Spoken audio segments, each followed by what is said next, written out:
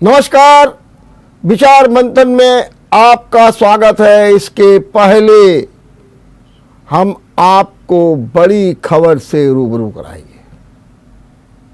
बड़ी खबर में आज बात करेंगे चुनाव और छात्र और युवा, और इस पर चर्चा करने के लिए हमारे साथ हैं अखिल भारतीय विद्यार्थी परिषद की महामंत्री निधि त्रिपाठी।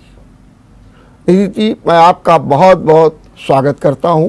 धन्यवाद सर। और साथ में हम ये भी बताना चाहते हैं कि निधि जवाहरलाल नेहरू यूनिवर्सिटी में एक रिसर्च स्कॉलर हैं, और रिसर्च स्कॉलर होने के साथ साथ उनकी सक्रियता छात्र युवा सभी वर्गों में है। और निश्चित रूप से ये जो चुनाव चल रहा है 5 राज्यों में, उसमें भी उनकी पैनी नज़र है। आज वो कानपुर आई हैं और कानपुर में वो देख रही हैं अपनी विद्यार्थी परिषद के कार्यों को, और शायद मुझे लगता है कि विद्यार्थी परिषद की पूर्व नेता नीलिमा कटियार जी भी यहाँ से चुनाव लड़ रही हैं। मुझे लगता है कि आज उसमें भी आप अपना रुचि लेने के लिए आई हुई हैं, या उनको एक संबल देने के लिए आई हैं। नमस्ते। सर्वप्रथम तो मैं आप सभी दर्शकों का बहुत बहुत अभिनंदन करती हूँ और बहुत बहुत धन्यवाद करती हूँ कि मुझे आज आप लोगों के मध्य में आने का अवसर मिला है। अखिल भारतीय विद्यार्थी परिषद, चूंकि ये चुनाव का दौर चल रहा है और पूरे भारत में 5 राज्यों में चुनाव अभी संपन्न होने वाले हैं, उसको ध्यान में रखते हुए और पूरे विश्व का एक सबसे बड़ा छात्र संगठन और एक जागरूक छात्र संगठन होने के नाते अखिल भारतीय विद्यार्थी परिषद मेरा वोट मेरी आवाज इस नाम से कैंपेन चला रहा है, जिसमें हम 100% वोटिंग के लिए जो पूरे प्रदेश के युवा हैं, और ना सिर्फ युवा बल्कि पूरे प्रदेश के नागरिकों को अवेयर कर रहे हैं कि वो वोट डालने के लिए जाएं। साथ ही साथ में से नो टू नोटा, नोटा जो कि एक डेमोक्रेसी पे हम ये कहें कि कहीं ना कहीं एक बेटर ऑप्शन को भी खत्म कर देता है, उस ऑप्शन को हम रिजेक्ट करते हुए, नोटा को रिजेक्ट करते हुए एक बेटर ऑप्शन को अपने लिए चुने, इसकी भी अपील विद्यार्थी परिषद ने की है। निधि जी, मेरा सीधा सवाल जी, विद्यार्थी परिषद संघर्ष कर रहा है, उसके अपने कुछ इश्यूज हैं, बिल्कुल कुछ मुद्दे हैं, छात्रों का चिंतन है जी, और गुरुजनों का भी चिंतन है। बिल्कुल ये जो चुनाव हो रहा है और इसमें जितने वादे इरादे और दावे हो रहे हैं, विद्यार्थी परिषद को कहीं अपने उन इश्यूज पर कोई रोशनी दिखाई दे रही है? विद्यार्थी परिषद का क्लियर स्टैंड है, चूंकि हम एक स्टूडेंट ऑर्गेनाइजेशन है, तो हमारा ये मानना है कि एक ऐसी गवर्नमेंट आनी चाहिए जो कि पारदर्शी शिक्षा भर्तियों की तरफ आगे बढ़ सके, जहां पर धांधलेबाजी नहीं हो, जहां पर जो नकल के जो माफिया हैं उन माफियाओं पर नकेल कसी जा सके, और उत्तर प्रदेश की शिक्षा व्यवस्था को और अधिक अच्छा बनाया जा सके। यहाँ पे स्टेट यूनिवर्सिटीज भी हैं, उन स्टेट यूनिवर्सिटीज को स्ट्रेंथन भी उनका हो सके। साथ ही साथ जो हमारे उत्तर प्रदेश का इतिहास है उसको पाठ्यक्रम में आपने एक बहुत अच्छी बात कही जी, भर्ती की जी, बिल्कुल। और अगर मैं ये कहूँ कि तो इस दृष्टि से अगर हम यूपी की बात करें जी, तो यूपी इस मामले में बड़ा गड़बड़ है जी, भर्ती के मामले में, और इसका मुकाबला करने के लिए प्रियंका गांधी एक भर्ती विधान भी लाई है, बताएंगी कैसे भर्ती करो, कहाँ भर्ती होगी, क्या होगा। तो ऐसी स्थिति में आपका क्या कहना है? मुझे तो ये समझ नहीं आता, जिनके राज में 2G 3G और जीजाजी जैसे घोटाले हुआ करते थे, वो अब बात करेंगे कि घोटाला मुक्त भर्तियां कैसे की जाएंगी।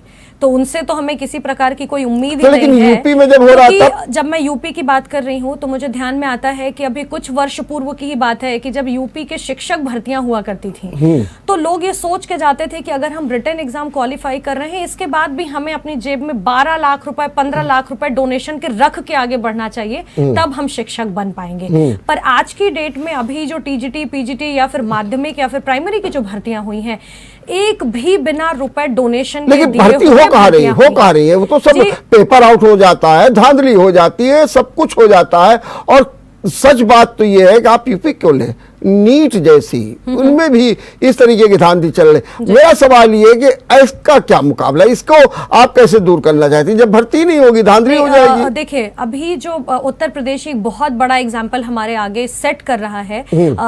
बहुत सारे ऐसे युवा हैं जो कि टीचिंग के फील्ड में आना चाहते थे और कई वर्षों की रुकी हुई भर्तियां अभी क्लियर हुई। लगभग 5 लाख के करीब युवाओं को उत्तर प्रदेश में नौकरी मिली है आज की डेट में। जो पेपर लीक करने की बात है, तो मुझे लगता है कि ये सब माफिया हैं, शिक्षा के माफिया हैं। इनके ऊपर कड़ी कार्रवाई होनी चाहिए। इसका अंत यही है कि एक बार ऐसे स्थान पर भी स्ट्राइक करने की आवश्यकता है, जैसे सर्जिकल स्ट्राइक और एयर स्ट्राइक हुई है, ऐसी ही स्ट्राइक करने की आवश्यकता है उन शिक्षा के माफियाओं के विरुद्ध जो कहीं ना कहीं अपने फायदे के लिए पूरे राज्य की शिक्षण व्यवस्था को बर्बाद करते हैं। एक छात्रों को एक मुफ्त राजनीति, मुफ्तखोरी की बात की जा रही है, ऐसा आरोप लग रहा है।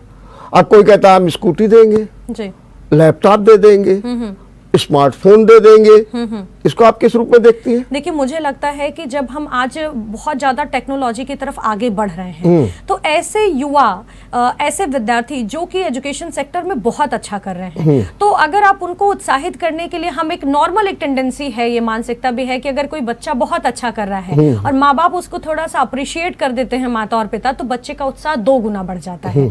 उसी तरीके से अगर राज्य का कोई अच्छा यूथ है, अच्छा विद्यार्थी है जो शिक्षा क्षेत्र में बहुत अच्छा कर रहा है, तो मुझे लगता है उसके अप्रिसिएशन के लिए या वो टेक्नोलॉजी फ्रेंडली हो सके, अगर इसके उत्साहवर्धन के लिए अगर राज्य सरकारें कुछ करना चाहती हैं, तो मैं उस चीज को गलत नहीं मानती हूं। इसमें हो सकता है कि इसमें भी निजी 2 बैरिकेडिंग है।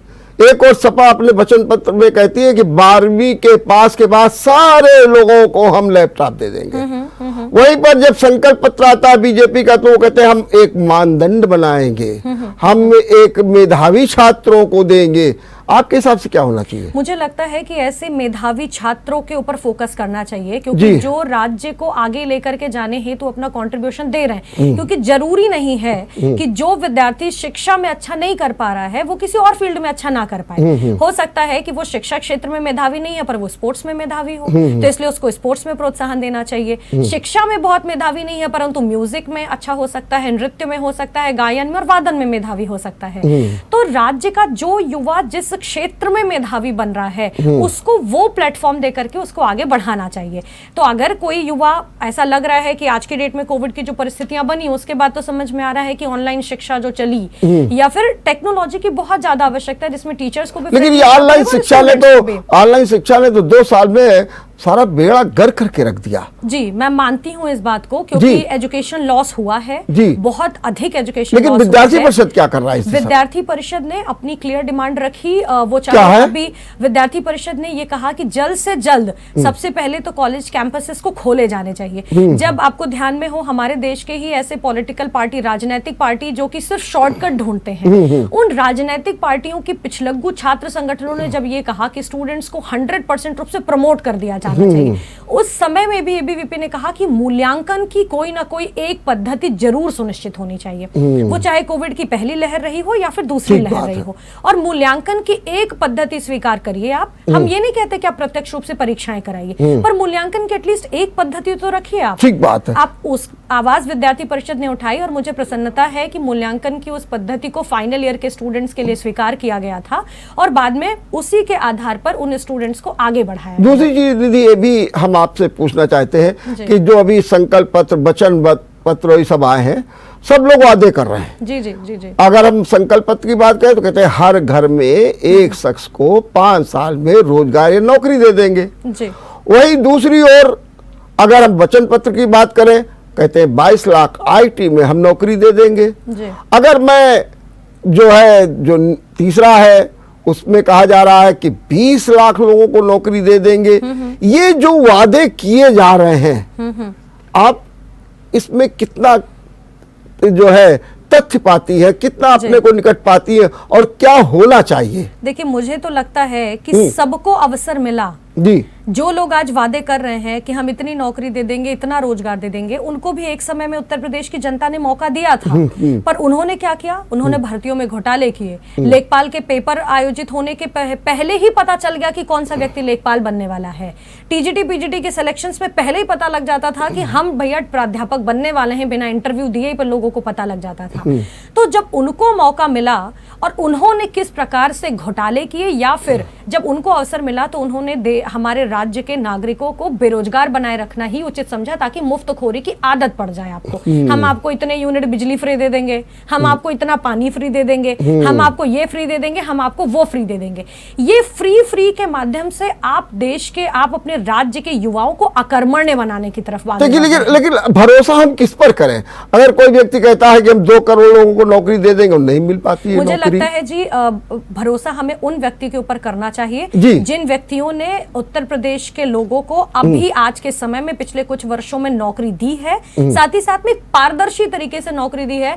जो एक गरीब घर का विद्यार्थी या किसान का बेटा जो कि बड़ी मेहनत से पढ़ाई करता है, परंतु उसके पास 12 लाख रुपए डोनेशन घूस के देने के नहीं होते थे और वो नौकरी नहीं पा पाता था।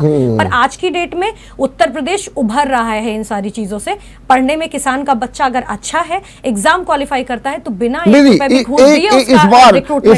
इस बार के इलेक्शन में एक बात और देखने को मिल रही है, आधी आबादी के प्रति बड़ी संवेदनशीलता है। एक और 40% टिकट ले लो, एक और महिलाओं की सुरक्षा की बात की जा रही है, महिलाओं के आत्मनिर्भर की बात की जा रही है, महिलाओं को सुविधाएं देने की बात की जा रही है। बिल्कुल। इस बारे में आप क्या सोचती है? क्या लगता है कि अब हमारे राजनीतिक दल आधी आबादी के प्रति बड़े चिंतित हो गए? देखिए, मुझे तो ये लगता है कि ये प्रसन्नता की बात है कि आज महिला आज चर्चा का विषय है, महिलाओं के मुद्दे आज चर्चा के विषय हैं। पहले ये महिला कभी, मुझे नहीं लगता कि कभी इतनी चर्चा उन पर होती थी, परंतु जब हमारे देश में 3 तलाक के विरुद्ध हमारे देश के नेतृत्व ने विचार करना शुरू किया, उस दिन जब उन्होंने महिलाओं से संबंधित विषय उठाए, जब लाल किले की प्राचीर पर खड़े होकर के हमारे देश के प्रधानमंत्री जी सैनिटरी नैपकिन और मेंस्ट्रुअल हाइजीन की बात करते हैं, तो वो ये आह्वान करते हैं कि हमारे देश की जो आधी आबादी है वो चर्चा का केंद्र बिंदु होनी चाहिए। और उसी दिन से, जिस दिन लाल किले की प्राचीर पर खड़े होकर के मेंस्ट्रुअल हाइजीन के ऊपर बात हुई, उस दिन ये क्लियर हो गया था कि इस देश की जनता, इस देश का नेतृत्व महिलाओं को केंद्र बिंदु में रखकर काम करना चाहता है। और उसी के अंतर्गत उत्तर प्रदेश में भी हम देखें तो चाहे पिंक बूथ हो, पिंक बसेस की बात करनी हो, मिशन शक्ति चलाना हो, उन सबके माध्यम से आज महिलाओं को सशक्त बनाने। मैं आप एक पॉइंट और ऐड करना चाहती हूँ इसी में। इतने वर्ष हमारे देश की स्वाधीनता के हो गए, सेंट्रल यूनिवर्सिटीज के एस्टैब्लिशमेंट के हो गए, हमारे बड़े बड़े केंद्रीय विश्वविद्यालयों में महिला वाइस चांसलर नहीं नियुक्त हो रही थी। पर मुझे खुशी है कि वो चाहे दिल्ली में स्थित जामिया मिलिया इस्लामिया हो, या फिर उत्तर प्रदेश में स्थित इलाहाबाद विश्वविद्यालय हो, या फिर दिल्ली में स्थित जवाहरलाल नेहरू विश्वविद्यालय हो, इस सभी विश्वविद्यालयों लेकिन आपने आज वरुण गांधी का वो बयान पढ़ा है, जो आपकी वीसी का जो प्रेस विज्ञप्ति पहली आई है, जिसमें जितनी त्रुटियां हैं, ये कहा जा रहा है कि बताइए एक कुलपति और उसके विज्ञप्ति में इतनी त्रुटियां। उन्होंने कहा इस तरीके की तो वीसी की नियुक्ति होनी ही नहीं चाहिए। तो वरुण गांधी का जो बयान आया, वरुण गांधी को क्या लगता है कि अंग्रेजी डिसाइड करेगी किसी व्यक्ति की बौद्धिकता क्या है, किसी व्यक्ति का कार्य, लेकिन हिंदी में तो साफ लिखी होनी चाहिए। किसी व्यक्ति का नहीं, वो अंग्रेजी का आया प्रेस नोट है, और मैं उस पर नहीं जाती हूँ कि अंग्रेजी का आया प्रेस नोट है या कैसा प्रेस नोट है, पर जो आज ये अंग्रेजी के अंदर गलती निकालने वाली जो इनकी बात है, वरुण गांधी ये चाहते हैं कि पूरा देश औपनिवेशिक मानसिकता से अभी भी बंधा रहे, और आज उस औपनिवेशिक मानसिकता से बाहर निकलने की आवश्यकता है। अंग्रेजी कभी भी किसी भारतीय के ज्ञान का आधार या ज्ञान का मानक नहीं हो सकता। चलिए, मैं एक बात और, छात्र संघ चुनाव के बारे में आपका क्या कहना है? यूपी में बंद पड़े हैं, आप योगी सरकार से कहेंगे कि छात्र संघ चुनाव होने चाहिए? बिल्कुल होने चाहिए। जब 18 वर्ष की आयु में हमें अपना जनप्रतिनिधि चुनने का अधिकार है, तो हमें अपनी 17 वर्ष की आयु में जब भी हम कॉलेज में होते हैं, तो क्यों नहीं कर रही है आपकी सरकार? जी, आपकी क्यों नहीं हो रहा? नहीं, विद्यार्थी परिषद ने पूर्व में भी अपनी डिमांड बुलंद की थी, और आगे आने वाले समय में किसी भी पार्टी की सरकार क्यों ना हो उत्तर प्रदेश में, छात्र संघ चुनाव की बहाली हेतु विद्यार्थी परिषद अपनी मांग को बुलंद करेगा। हमने मध्य प्रदेश में बहुत बड़ा आंदोलन लीड किया, वहां पर इनडायरेक्ट चुनाव इंट्रोड्यूस हुए थे। उत्तर प्रदेश में भी हम ये चाहते हैं कि चाहे वो सेंट्रल यूनिवर्सिटीज हो या फिर स्टेट यूनिवर्सिटी, चुनाव होने चाहिए। इस समय एक बड़ा ज्वलंत मुद्दा और चुनाव में हावी होता जा रहा है, कहते यूपी तक भी आ गया। कर्नाटक का हिजाब विवाद, जी क्या कहेंगे आप इसके बारे में? मुझे बहुत शर्म आती है ऐसे लोगों के ऊपर कि आज लोग हिजाब पहनना है कि नहीं पहनना है, हिजाब पहन करके कॉलेज के अंदर जाना है नहीं जाना, इसके ऊपर तो चर्चा कर रहे हैं। पर उसी तमिलनाडु में आज हिजाब पहनने के अधिकार पर चर्चा हो रही है, पर तमिलनाडु राज्य में ईसाई जो मतावलंबी जो लोग हैं, ऐसे एक विद्यालय के प्रशासन के माध्यम से एक बच्ची को ईसाई में मतांतरण करने हेतु बाध्य किया गया। बच्ची ने आत्महत्या कर ली और उससे उसके जीने का अधिकार छीन लिया गया। उसके समर्थन में बोलने वाले आज कोई नहीं है। लोग हिजाब की तो बात करेंगे, पर वो बच्ची नहीं, लेकिन आप ये जो रोक लगाई गई है, रोक लगाई गई, इसे आप उचित मानती है? बिल्कुल उचित है, बिल्कुल उचित है। जो स्कूल में अभी तक क्यों नहीं, अभी तक क्यों नहीं? कहते हैं कि जब चुनाव आता है, चुनाव होगा तो चुनाव के दौरान इस तरीके की बातें आती हैं और ध्रुवीकरण की बात की जाती है। क्या सीधा सीधा आपके ऊपर, मैंने यूं कहा जाए तो आरोप है कर्नाटक सरकार के ऊपर, मामला हाई कोर्ट में खैर अभी है। मैं आपसे पूछना चाहती हूँ कि क्या ये चुनाव के कारण ऐसा होता है? देखिए, मुझे क्या लगता है, आप बताइए। ये जो एक तरीके का नैरेटिव देश में बनाने का प्रयास किया जा रहा है, ये चर्चा का विषय नहीं है। विषय ये है कि किस तरीके से अलग अलग मतावलंबी, ये जो ईसाई मिशनरीज हैं, मैं बार बार उसी की तरफ आपका ध्यान आकृष्ट करना चाहती हूँ। एक बच्ची से उसके जीने का अधिकार छीन लिया गया और खुद वो बच्ची, जिस बच्ची के पिता खुद वहां की तमिलनाडु के राज्य सरकार जो है उस पार्टी के, पॉलिटिकल पार्टी के 25 साल से सदस्य हैं, जब वो पॉलिटिकल पार्टी अपने ही सदस्य की बच्ची को न्याय नहीं दिलवा पा रही है, तो वो पॉलिटिकल पार्टी अन्य लोगों को न्याय क्या दिलवा पाएगी? तो क्या आप मानती है कि ड्रेस कोड लागू कर देना चाहिए? मैं तो कहती हूँ समान नागरिक संहिता होनी चाहिए, सब समानता है। हमारा देश सेकुलर देश है। मैं ड्रेस कोड की बात कर रहा हूं, मैं कहती हूँ क्योंकि लोग कह रहे हैं और कहते हैं ये तो संविधान के धारा 15, 16, 17 का खुला उल्लंघन है, क्योंकि हम क्या पहने, क्या खाएं, ये हमारी मर्जी पर होना चाहिए। तो फिर अभी तक जिन विद्यार्थियों को हाथ में कलावा विद्यालय पहनकर नहीं जाने दिया गया, उसके संदर्भ में किसी ने क्यों कुछ नहीं बोला? अभी तक गले में हनुमान जी का लॉकेट पहन करके विद्यार्थियों को कॉलेज नहीं जाने दिया गया, इसके लिए किसी ने कोई कुछ क्यों नहीं बोला? किसी एक लड़की को बिंदी लगा करके कॉलेज नहीं जाने दिया गया, इसके विरुद्ध में किसी ने कोई कुछ लेकिन आज हाई कोर्ट में वकील साहब जो कह रहे हैं, जो पंडित जी वकील साहब कह रहे हैं मेरा बेटा तो चंदन लगा के जाता हो तो जाएगा, क्या उसमें किसी को क्यों रोकना? तो हिजाब पे क्यों रोकना? सीधी बात कर रहे हैं। वो देखिए, मुझे लगता है ये स्कूल का अपना विषय है। स्कूल में यूनिफॉर्म होना चाहिए और वो यूनिफॉर्म सबके लिए समान। लेकिन कहते हैं कि जानबूझ करके होता है। जब दिल्ली में चुनाव होता है तो जेएनयू में बखेड़े खड़े कर दिए जाते हैं। नहीं, ये लोगों के अपनी सोच के ऊपर डिपेंड करता है। और मैं उसके ऊपर बहुत कमेंट करना जरूरी नहीं समझती, क्योंकि वो मेरे लिए इंपॉर्टेंट मुद्दा नहीं है। मेरे लिए इंपॉर्टेंट मुद्दा है लावण्या को न्याय मिलना, जो बच्ची जिसके माता पिता आज भी तड़प रहे हैं न्याय के लिए, जिस बच्ची के साथ में अन्याय हुआ है और वहां के ईसाई क्रिश्चियन मिशनरीज ने उस बच्ची को आत्महत्या करने के लिए मजबूर किया है। मैं उस बच्ची के न्याय के लिए आवाज उठाना चाहती हूँ और मुझे खुशी है कि आपके इस टीवी चैनल के माध्यम से आज मुझे लावण्या के न्याय के लिए आवाज उठाने का अवसर भी आप मुझे दे रहे हैं, इसलिए भी मैं आपका धन्यवाद करना चाहती हूँ। और सभी से निवेदन भी करना चाहती हूँ कि जो बच्ची, जिस बच्ची को अपनी जान गंवानी पड़ गई, जिससे जीने का अधिकार छीन लिया गया, आइए मिलकर के उस बच्ची के लिए आवाज उठाएं, उसके उन गरीब माता पिता के लिए आवाज उठाएं, उसके छोटे छोटे उन भाइयों के लिए आवाज उठाएं, उसकी दादी के लिए आवाज उठाएं, जो अपनी बच्ची लावण्या के न्याय के लिए। क्या मैं ये मानूं कि राजनीतिक अखाड़ेबाजी के कारण जेएनयू का जो प्रतिष्ठा थी, जो गौरव था, जो उसकी गरिमा थी, जिसने इस देश में नहीं बल्कि विश्व में तमाम रत्नों को दिया है, आज उसकी छवि पर बट्टा लग रहा?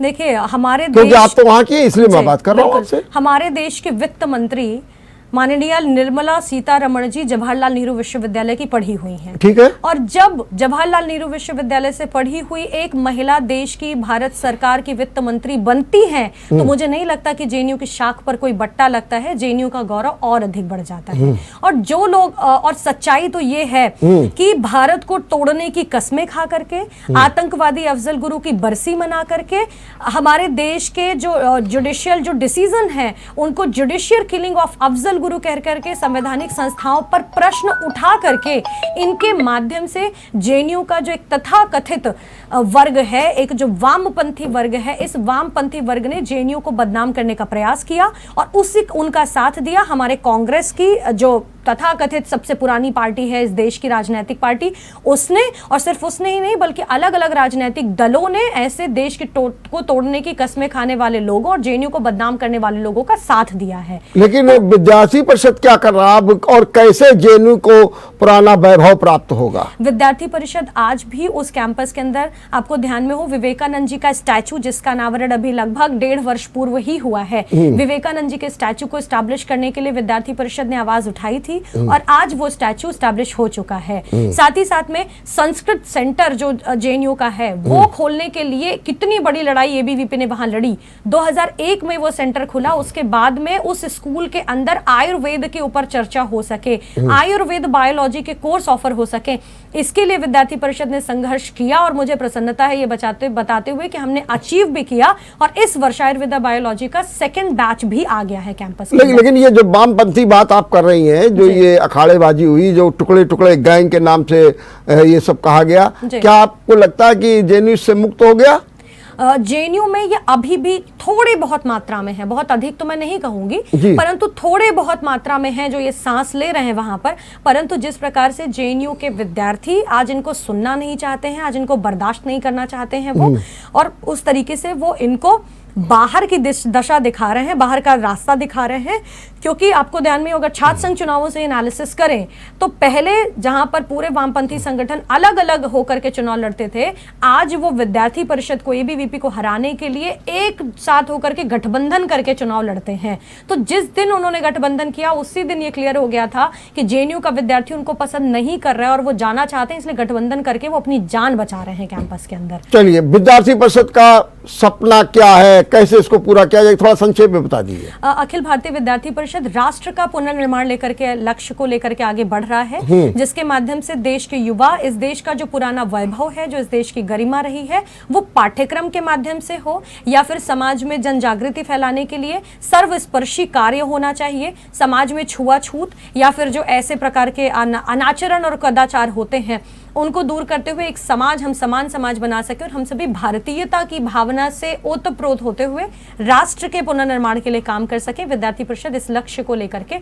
आगे बढ़ रही है और शिक्षा क्षेत्र के माध्यम से इस पर काम कर रही है। बहुत बहुत धन्यवाद, बहुत बहुत धन्यवाद जी। आपने बहुत अच्छे समय में, अच्छे शब्दों में और अच्छे वातावरण में आपने अपनी बात रखी है। आपको एक बार बहुत बहुत धन्यवाद। तो आपने सुना विद्यार्थी परिषद का सपना भारतीयता का, निश्चित रूप से वो सपना पूरा हो, ऐसी शुभकामना है। देखते रहिए बड़ी खबर। नमस्कार। अगर आपको हमारा वीडियो पसंद आया हो तो हमें लाइक करें, सब्सक्राइब करें और ज्यादा से ज्यादा शेयर करें और हाँ, बेल आइकॉन दबाना ना भूलें ताकि हर खबर का अपडेट आप तक पहुंचे तुरंत। आप हमें इंस्टा, ट्विटर और फेसबुक पर भी फॉलो कर सकते हैं। हमारी आईडी है @JMT News।